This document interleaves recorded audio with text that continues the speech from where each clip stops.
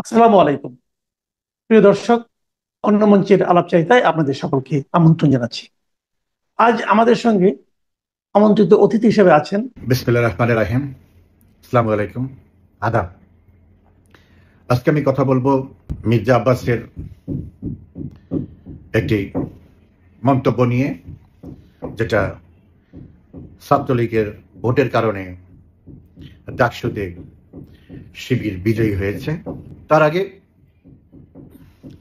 আপনারা নিশ্চয়ই জানেন, হয়তো ফল এখনো ঘোষণা করা হয়নি। জাকসু জাহাঙ্গীরনগর বিশ্ববিদ্যালয়ে ইতিমধ্যেই বিএনপি নির্বাচন থেকে সরে দাঁড়িয়েছে, তাও ভোট গ্রহণ শেষ হওয়ার 1 ঘন্টা আগে। এবং খুব স্বাভাবিকভাবেই আমি গতকালকেই বলেছি যে শিবির নিশ্চিত হয়েই এই নির্বাচনগুলি আয়োজন করেছে বিভিন্ন বিশ্ববিদ্যালয়ে, ডাকসু, জাকসু, রাকসু, চাকসু যা আছে, যেখানে নির্বাচন হবে সেখানে শিবিরের বিজয় নিশ্চিত জেনেই তারা এই নির্বাচন আয়োজন করছে। ডাকসুর এই ফলাফলের কারণে বিএনপির পরিণতি, ছাত্রদলের পরিণতি আরো করুণ হতে বাধ্য। এবং তারই ধারাবাহিকতায় আজকে জাকসু নির্বাচন, জাহাঙ্গীরনগর বিশ্ববিদ্যালয়ে নির্বাচন হয়েছে এবং ফলাফল পূর্ব নির্ধারিত। এখানে অনেক কলা কৌশল আছে, ম্যাটিকুলাস ডিজাইন আছে। সো ছাত্রদল বা বিএনপির এগুলোকে প্রতিরোধ করেন। সো ফলাফল যা হওয়ার তাই হবে, সেটা আগে থেকেই অনুমেয়। আপনারা জানেন মির্জা আব্বাস বিএনপির স্ট্যান্ডিং কমিটির মেম্বার, সাবেক মন্ত্রী, অত্যন্ত প্রভাবশালী নেতা বিএনপির। তিনি মাঝে মাঝে কিছু কথা বলেন যা জাতীয়ভাবে আলোচনার খোরাক যোগায়। তারই ধারাবাহিকতায় গতকাল প্রথমে আসাদুজ্জামান রিপন, ছাত্রদলের সাবেক সভাপতি, বিএনপির নেতা, তারপর মির্জা আব্বাস শেখ বলেছেন, আর অনেকেই বলেছেন, নাজিমুদ্দিন আলম, সাবেক ডাকসু এজিএস, অনেকেই বলেছেন। এবং বিএনপির এখন এটা লাইন অফ প্রোপাগান্ডা হয়ে গেছে। সেটা হচ্ছে, তারা প্রশ্ন তুলেছেন ছাত্রলীগের ভোট গেল, প্রথমে প্রশ্ন তুলেছেন এত ভোট শিবিরের এত ভোট কোত্থেকে আসলো, ছাত্রলীগের ভোট কোথায়? ছাত্রলীগের ভোটের মাধ্যমে শিবিরের এই বিশাল বিজয় অর্জিত হয়েছে। ছাত্রলীগের সাথে আঘাত করে শিবির এই বিজয় অর্জন করেছে। দেখেন, এই সমস্ত তথাকথিত নেতারা নানান সময় নানান কথা বলে, যার মেরিট বলতে কিছু নেই। এগুলি চিন্তা করে তারা কোনো কথা বলে না। বলতে হবে বলে দিল, তাতে কি আসে যায়? কিছু আলোচনা হলো, সমালোচনা হলো, তাতে তাদেরকে নিয়ে আলোচনা হলো, এইসব কথা বলার জন্যই তারা কিছু কথা বলেন। আমি মনে করি ডাকসুর ইতিহাসে এরকম গোহারা, এরকম ব্যবধানে পরাজয় এরকম ঘটেনি। এখন নিজেদের দোষকে, নিজেদের ব্যর্থতাকে ঢাকার জন্য তারা বেশ পারদর্শী, অন্যের উপরে দোষ চাপিয়ে দিয়ে। এরা হিসাবও করে না যে আমি কি বললাম, ভোটের অঙ্কও তারা জানে না। ধরেন ডাকসুর যে ভোট, সর্বমোট ভোট যে কালেক্ট হয়েছে প্রায় 70%, 30,000 ভোট পড়েছে। সেখান থেকে 14,000 ভোট পেয়েছে সাদিক কায়েম, যা মোট প্রাপ্ত ভোটের, মোট কাস্টেড ভোটের 50%-এরও কম। এখন আবিদ ছাত্র দলের প্রার্থী ভোট পেয়েছে 5,600 কত যেন। তো ভোটের ডিফারেন্স প্রায় 9,000।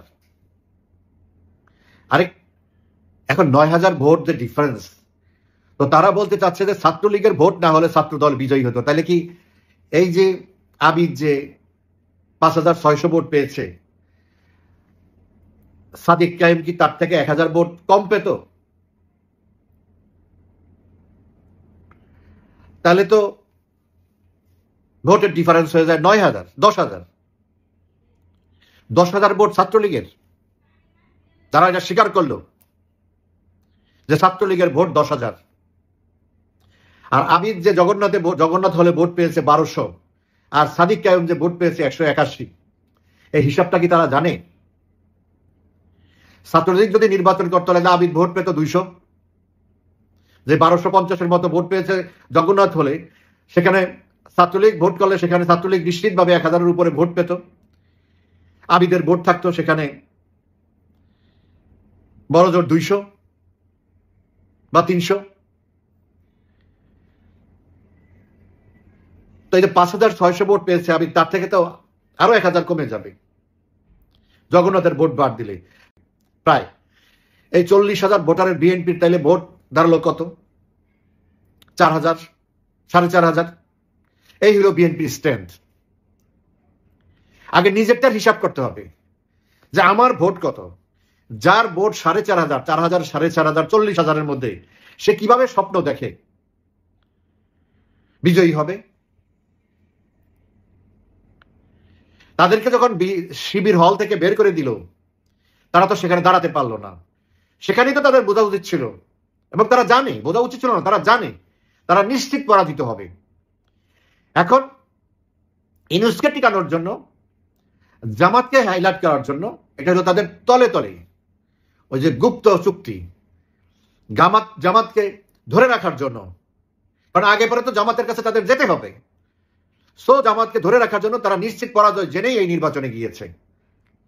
আর নির্বাচন বয়কট না করে তারা নির্বাচনকে বিতর্কিত করার জন্য তারপরে এই প্রশ্নগুলো তুলছে। হ্যাঁ, নির্বাচনে জালিয়াতি হয়েছে তাতে কোনো সন্দেহ নাই, ভোট চুরি হয়েছে তাতে কোনো সন্দেহ নাই, জাল ভোট হয়েছে তাতে কোনো সন্দেহ নাই, আগে ব্যালট বাক্স ভরানো ছিল তাতেও কোনো সন্দেহ নাই। মানে জালিয়াতি, কারচুপির একটা সর্বশেষ আধুনিক উদাহরণ হলো জাকসুর নির্বাচন, বা যেগুলি হবে এখন সবগুলি। ওদের একটা মেটিকুলাস ডিজাইন আছে, সেই ডিজাইনে এই নির্বাচনগুলি হবে এবং সেইভাবেই তারা হবে। আমার কথা সেখানে না, সেটা সবাই জানেন। আপনারা জানেন যে কিভাবে নির্বাচন হয়েছে, কিভাবে ভোট হয়েছে, কিভাবে জিতেছে। আমার কথা হচ্ছে বিএনপি তাইলে স্বীকার করে নিল ছাত্রলীগ, যে ছাত্রলীগকে অবৈধভাবে, অন্যায়ভাবে এই নির্বাচনের থেকে বাইরে রেখেছে, একতরফা নির্বাচন করেছে।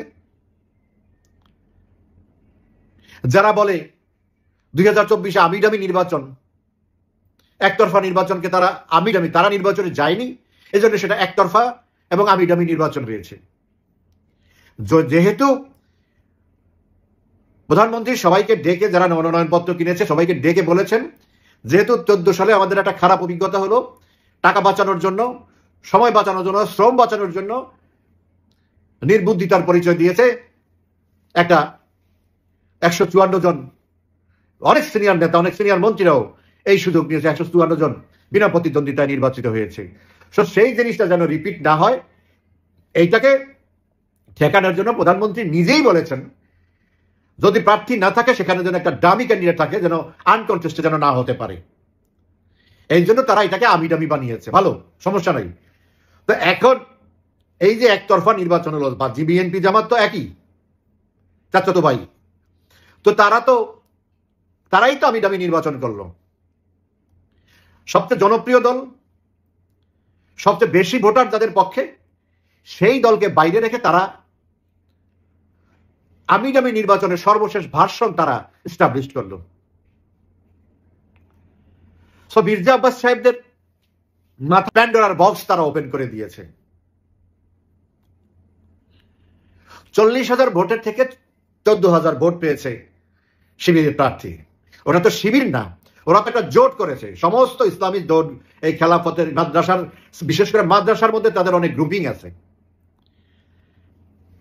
শিবিরের মানে জামাতের গ্রুপিং আছে, হেফাজতের গ্রুপিং আছে, চরমনাই পীরের গ্রুপিং আছে, আরো নানান রকমের গ্রুপিং আছে। এই মাদ্রাসা থেকে যারা আসছে বা ইসলামী এই দলগুলির ভোটগুলি তারা একত্র করার জন্য তারা নিজেরা সেখানে শিবিরের প্যানেল ঘোষণা না করে তারা এই জোট করেছে, ঐক্য জোট করেছে। জোটে যে ভোট দিয়েছে, শিবিরকে ভোট দেয় নাই। এই যে এত ভোট পড়েছে সেটা শিবিরের ভোট না, সেটা জোটের ভোট। জামাত শিবিরের বাইরের ভোট সবচেয়ে বেশি এখানে। সেই ভোটগুলোই বিএনপি টানতে ব্যর্থ হয়েছে। কারণ বিএনপি 5ই আগস্টের পর থেকে জামাত তাদের দল গুছিয়েছে, তাদের দলীয় স্বার্থ দেখেছে, তারা ভবিষ্যতে নিয়ে চিন্তা করেছে। আর বিএনপি মাঠ ঘাট, চাঁদাবাজি, দখলবাজি, লুটপাট এসব নিয়ে ব্যস্ত, যার জন্য সমস্ত শিক্ষা প্রতিষ্ঠানের প্রশাসন, হল সব শিবিরের দখলে, তারা ওই দিকে গেছে। হ্যাঁ, চাঁদাবাজি দখলবাজি তারাও করেছে, কিন্তু সেটা অত্যন্ত ছোট আকারে, অতটা দৃশ্যমান হয় নাই যতটা 10%, 90%, বিএনপি 90%, জামাত করেছে 10%। এই তো জামাত প্রশাসন দখল করেছে, শিক্ষা প্রতিষ্ঠান দখল করেছে, তাদের চিন্তা হলো সুদূর প্রসারী। তারা হাঁস পেলেছে, মুরগি পেলেছে ডিম পাড়ার জন্য, ডিম দেওয়ার জন্য। আর বিএনপি মুরগি হাঁস জবাই করে খেয়েছে, ওয়ান টাইম শট। তো সেই বিএনপি এখন এই কথা বলে তাদের লজ্জা ঢাকতে চায়, তাদের সম্মান রক্ষা করতে চায়। এই একই কাজ তারা 2018 সালের জাতীয় সংসদ নির্বাচনে করেছে। সারাদিন নির্বাচন করে বিকালবেলা মির্জা ফখরুল সাহেব সাংবাদিকদের বলে এখন পর্যন্ত নির্বাচন সুষ্ঠু আছে, সবই আছে, ঠিক আছে। সন্ধ্যা সময় বলে নির্বাচন কারচুপি হয়েছে, আমরা এই ফলাফল মানি না। তারপরে 9 মাস পরে আবিষ্কার করে আজ পর্যন্ত বলতে পারে নাই এই যে 43,000 ভোট সেন্টার, তার কোন সেন্টারটার মধ্যে ভোট রাতে হয়েছে। 43,000 তো বাদই দিলাম, একটা সেন্টারও আবিষ্কার করতে পারে নাই যে ওই সেন্টারে ভোট রাতে হয়েছে বা ফিল্মের আগে ভরে রাখা হয়েছিল। এই হইল বিএনপি। 2008 সালে 18 সালে তারা নির্বাচন করতে গিয়ে 2008 সালে তো 30 সিট পেয়েছে। 2008 সালে যেহেতু খালেদা জিয়া ছিল না, যেহেতু তাদের কোনো অর্জন ছিল না, আওয়ামী লীগের শেখ হাসিনার উন্নয়নের জোয়ারে তারা ভেসে গেছে, মাত্র 7 সিট পেয়েছে। তারপরেও লোভ ছাড়ে নাই, ঠিকই সংসদে গেছে। যদি লোভ ছাড়তে পারতো তাহলে বলতো না আমরা নির্বাচনে মানি না, সংসদেও যাবো না। তারা তা করে নেই, ওই নির্বাচনে তারা গিয়েছে, ওই সংসদেও তারা গিয়েছে, 4 বছর সংসদে ছিল, সমস্ত সুযোগ সুবিধা নিচ্ছে। তো এই বিএনপি চরিত্র একই, এদের নেতা কর্মী এবং একদম সেই প্রবাসী অনলাইন নেতা তারেক জিয়া, এদের নীতি একটাই, যে খাওয়া দাওয়া শেষ হয়ে যাবে, সব এদের কাজ কাম শেষ হয়ে যাবে, তারপরে সেটাকে প্লেটটাকে লাথি ফেলে দিবে। এই হলো তাদের চরিত্র। তো এখন তারা আতঙ্কিত যে আগামী নির্বাচনে তাদের দুইটা স্বপ্ন, দুইটা পলিসি। একটা হলো আওয়ামী লীগকে যদি বাইরে রাখা যায়, হুইচ ইজ ইম্পসিবল, তাইলে যে তারা যে এককভাবে সংখ্যাগরিষ্ঠ হবে, 151 সিট পাবে, এটা নিয়ে এখন তারা শঙ্কিত। আর আওয়ামী লীগের সাথে নির্বাচন তাদের করতে হবে, আদৌ করবে কিনা আমার ডাউট আছে। তখন এই জামাতের সাথে তাদেরকে খুবই আগের মতো সেই যা দিলাম তা 10টা দিলাম 20টা দিলাম, ওই সময় তো হবে না। জামাতের সাথে খুব কঠিন নেগোসিয়েশনে তাদের যেতে হবে, জামাতকে সাথে নিয়ে জোট করে নির্বাচন করতে হলে। সো মির্জা আব্বাসরা এরকম উদ্ভট কথা বহু সময় বহু বলেছে, ভবিষ্যতে আরো বলবে। এই জন্য ধন্যবাদ যে ছাত্রলীগকে তারা স্বীকার করে নিয়েছে যে ছাত্রলীগ সবচেয়ে বড় সংগঠন, সবচেয়ে জনপ্রিয় সংগঠন। তাদের ভোটে ডাকসুতে এখনো, তারা যে মাঠে নাই, দেশে নাই, তাদের ভোটে এখনো নির্বাচনের ফলাফল নির্ধারিত হয়। এটা তাদের অপরিকল্পিত বা অনিচ্ছাকৃত স্বীকারোক্তি। এবং জানেন আজকে যে ডাকসুতে যারা বিজয়ী হয়েছে, বিজয়ী বিপিজিএস যারা, তারা একটা দল নিয়ে রায়ের বাজার বদ্ধভূমিতে স্মৃতিসৌধে শ্রদ্ধা জানাতে গিয়ে সেখানে মোনাজাত করেছে। এটাকে আমি একটা ভণ্ডামি এবং একটা ধোঁকাবাজি হিসাবে আমি দেখতে চাই। দেখেন, নির্বাচন যখন সিনেট ভবনে যখন ছাত্র শিবির দখল নিয়েছে, ছাত্র দল সিনেট ভবনে যায় নাই, রাতে ভোটের রেজাল্ট দেওয়ার আগে আগে ছাত্রদল ক্যাম্পাসের বাইরে চলে গেছে। আর সিনেট ভবনে পুরো হল বোঝাই করা ছিল, ভর্তি ছিল শিবিরের লোকজন, শিবিরের ছেলেপেলে, তাদের সমর্থকরা। তখন তারা জাতীয় সঙ্গীত গেয়েছে, এমন দেশটি কোথাও খুঁজে পাবে না তো তুমি, সকল দেশের রানী সেজে আমার জন্মভূমি।